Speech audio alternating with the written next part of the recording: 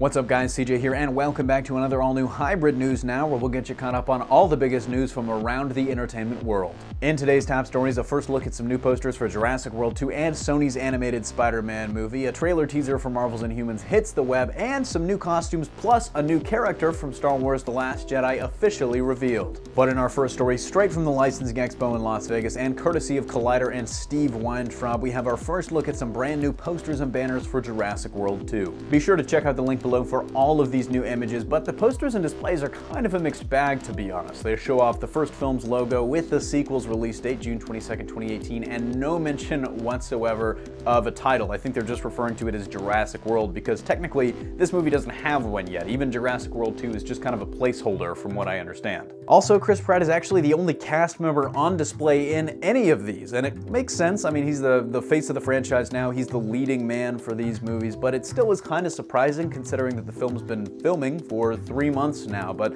hopefully we'll see more in the near future. Despite the lack of humans, most of the banners and displays feature dinosaurs, which makes a lot of sense. One banner shows off a pterodactyl and another flying dinosaur, another is dedicated solely to a T-Rex, while the displays feature the raptors from the looks of it and one of the gyrospheres from the first movie, seemingly kind of abandoned and overgrown. Honestly, the exhibit as a whole really gives off a massive Lost World vibe, from the dinosaurs staged to look like they're in the wilderness, the abandoned gyrosphere, no human characters present. It really seems to me like for whatever reason they're going to have to return to Isla Nublar sometime after the events of the first movie and the dinosaurs kind of having the run of the place for a while, or maybe even they'll return to Isla Sorna, the island that they visited in Jurassic Park The Lost World, with the addition of Jeff Goldblum's Ian Malcolm. But Jurassic World 2 wasn't the only thing shown off at the Licensing Expo, as we have our very first look at the very first poster for Sony's animated Miles Morales Spider-Man movie. It's on screen now, and this is definitely not the Miles Morales logo we're used to. There are some massive changes. It's a lot rounder, kind of like 60s Spidey in a way. There have also been some changes to the third legs on either side of the spider. They're a lot shorter than they usually are for whatever reason. And the design is really interesting too. I mean, it's clearly supposed to look like it was spray painted on there, but it's also not in Miles' usual red and black. And that might have just been because of the black background of the poster, but it's in that classic Spidey red and blue with some interesting white accents in the lettering at the bottom. A previous report from Nerdist News made it sound like the animation is going to be right in line with this logo's graffiti style. They actually described it as a combination of cell shading and spray paint, which I'm just gonna have to wait and see on screen. I can't really even imagine what that's gonna look like. Let me know if you're excited for the animated Spider-Man movie in the comment section down below. But on to our next story, we've gotten our very first look at Marvel's Inhumans in action thanks to a clip that's made its way online. The video in question is only 15 seconds long, and it's not actually a standalone clip either. It's just one small part smack in the middle of the larger teaser trailer, which you might have seen leaked online in various places over the course of the last week, but which should hopefully officially be dropping any day now. It's kind of weird that the trailer hasn't released already, as most of ABC's fall lineup had their trailers debut last week. But as most of you know by now, this isn't a normal network series situation. IMAX is actually debuting the first 2 episodes of Inhumans as a movie in theaters for a 2-week run beginning early in September. The clip itself, though, definitely has me wanting more. Set to the backdrop of narration from Ewan Rand's Maximus the Mad, and then later by Isabel Cornish's Crystal, from the sound of it, Maximus questions loyalty to his brother, the King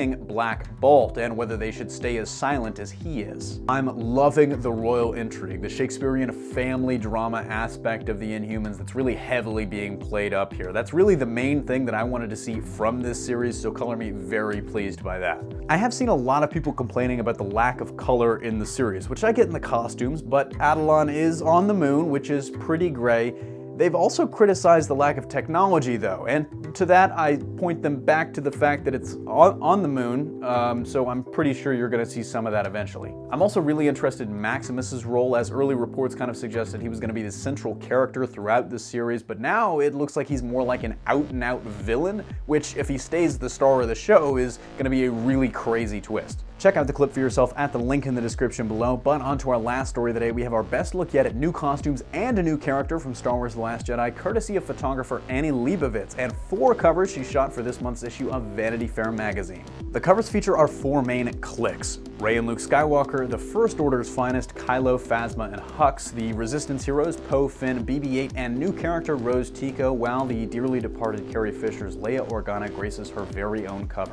Kind of going group by group here, let's start with Rey and Luke. The Last Jedi and his apprentice, or maybe they're both the Last Jedi depending on how you take your plurals, stand on Ahch-To, the planet where we left them in Episode 7 and where we'll find them for a chunk of Episode 8. We saw these two the most in last month's teaser trailer, so I don't have too much to add here, but it looks like Luke is rocking this really comfy shawl. The second cover features our trio of villains: Captain Phasma sans helmet for the first time, Kylo Ren featuring his brand new and newly moved scar, and General Hux looking as Slytherin-y as ever. For all the talk and speculation over the last 2 years about Kylo getting a new costume this time around, it looks like he has, but it's just not too different from the one he wore in The Force Awakens. There's a change in the pattern on his tunic and his belt, and he's wearing an actual cape as opposed to the shawl that he wore last movie. The third cover, though, personally I think is the most interesting, as we see Finn still rocking Poe's jacket, Poe rocking a new jacket, BB-8, and Kelly Marie Tran's new character, who there's been a ton of speculation about, but thanks to these covers we know she's named Rose Tico. Tico's reportedly a Resistance mechanic, and from the little blurb accompanying the image, she has the most screen time of any of the new characters in the movie, which is kind of in line with what we heard kind of for the last 2 years. And finally, Her Highness General Leia Organa looking as regal as ever. May she rest in peace. Vanity Fair promises even more revelations about the movie coming in an exclusive with the new issue this Wednesday, but in the meantime, let us know in the comment section down below what you think of all of these covers and which one's your favorite. That's gonna do it for me here though. Thanks for watching. Don't forget to smash that like if you like what you saw, subscribe for more great content every single day, and consider turning on your notifications to be alerted every time we upload a new video. Signing off, this is CJ, and I'll see you next time.